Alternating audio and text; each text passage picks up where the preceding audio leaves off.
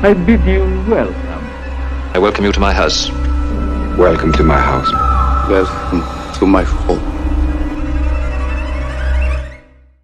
Hello horror hounds, welcome to my horror house. I hope you all had as good a Christmas as you were able. I just wanted to throw up this quick video to recommend a board game we got over the Christmas, well, that I bought over the Christmas period. Horrified, the Universal Studio Monsters board game. Hannah and I have been playing this since Christmas and we absolutely love it. The bottom line is it has a real feel for the classic Universal Monsters. It's a game for 1 to 5 players. I can't speak to the single player game, but you play as a group of heroes who are defending a village against an onslaught from the Universal Monsters. You have to pick up items in order to complete tasks to defeat them and at the same time try and save the villagers from monster attacks. What monsters? What monsters are involved? Absolutely everyone you could possibly hope to be in this game is in this game. Dracula, of course. Mummy, Gill Man, Invisible Man, the Wolf Man, as you would expect, and of course, Frankenstein and The Bride, who play together as one.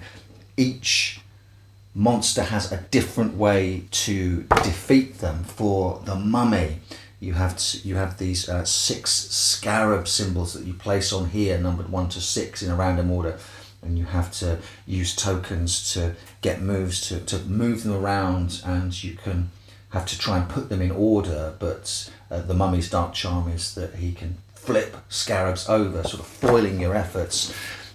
The Wolf Man here, you have to go around the town and collect the items that will go together to make a cure for him and then take that cure to the space that he's on and defeat him.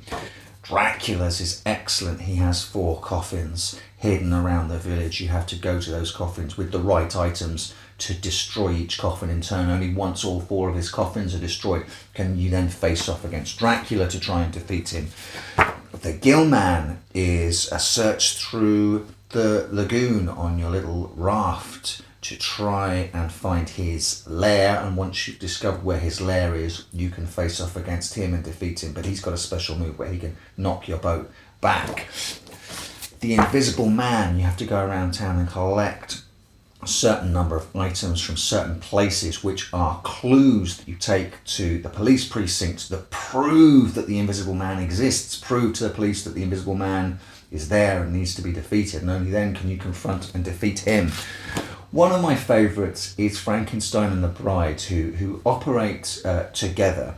They will each have a dial on their card, and you have to collect certain items and take those items to either Frankenstein or The Bride and move their dial up to the maximum, essentially teaching them to be human, because they're on a journey to meet one another, and if they are still monsters while they meet one another, that's actually disastrous for the town. But if you've taught them both how to be more human, by the time they meet one another, they fall in love and are defeated with love. Oh, isn't that nice? The board looks like this. It's lots of different locations on a very sort of Eastern European feeling, completely appropriate to the Universal Monster movies setting. You'll get placed around here, the monsters will get placed here, certain items will get placed here.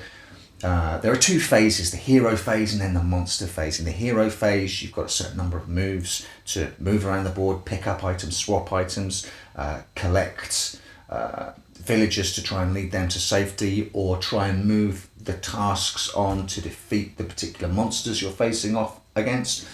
The monster phase then happens where more items are sprinkled across the board in specific locations, different values, different colours, all of which mean different things to the specific tasks depending on what monsters you're facing off on.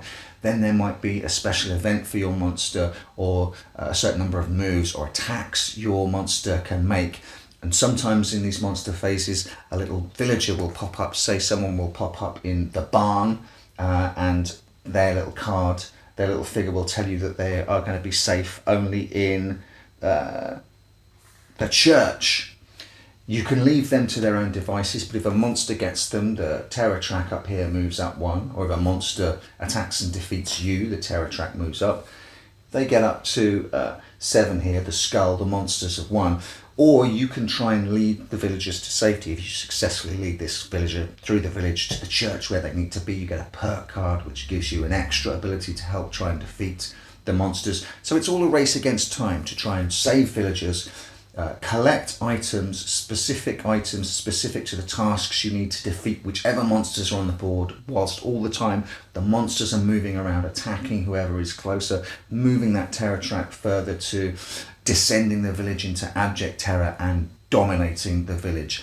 If you like the IP, if you like the Universal classic monsters, this is a real feel of those old movies. The game is made by Ravensburger, who are the company responsible for the Jaws game, which felt like you were in Jaws the movie, either playing as the shark or fighting against the shark as Brody, Hooper and Quint. So what Ravensburger seem to be doing is proving that just because you've got a recognisable IP for your board game doesn't mean the board game has to be naff, which is generally the case. 2 now, Jaws and the Universal Monsters, both of which feel the games very specific and particular to the IP that's on the cover of the box. So Hannah and I have had an absolute blast with it. We've been playing it since Christmas. We've done all the monsters now. We played 3 games facing off against 2 monsters each. So we've got an idea of the tactics. Fairly easy against 2 monsters, so now we're going to randomise it, start facing off against 3 randomly picked monsters, up the ante, and you can even, if you really want to push your luck, go up against 4 different monsters for a real challenge.